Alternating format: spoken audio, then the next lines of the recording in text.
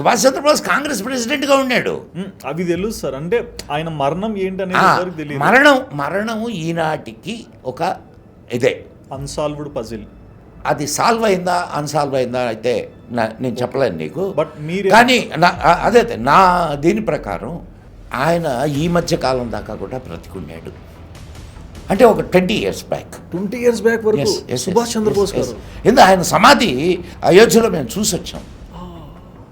ఆయన్ని గుమ్నామీ బాబా అంటారు. ఓకే, పేరు మార్చుకొని అనుజ్ ధర్ అని యూట్యూబ్లో కొట్టిన కూడా ఆయన ఇవి వస్తాయి. ఓకే, అతను దాని మీద పరిశోధన చేశాడు అనుజ్ ధర్. అసలు total history of Subhash Chandra Bose మీద చాలా పరిశోధన చేశాడు అతను Anuj Dhar.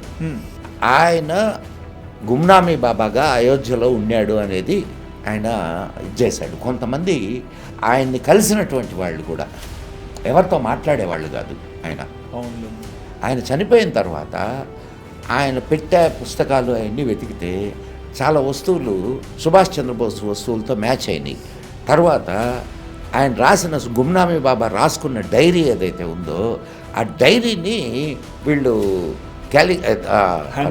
Hand writing test ఉంటుంది కదా, ఆ టెస్ట్కి వరల్డ్ ఫేమస్ వ్యక్తి చేత టెస్ట్ చేయించారు. ఓకే, టెస్ట్ చేయిస్తే సుభాష్ చంద్రబోస్ రాసినటువంటి బుక్స్ ఉన్నాయి కదా, అవును, రైటింగ్ ఉంది. ఈ రైటింగు వాళ్ళు 100% మ్యాచ్ అయిందని ఇచ్చారు. వా, అంటే దాని అర్థం ఏంటి? ఆయన బ్రతికుండి ఇవన్నీ చూసింటాడు కదా.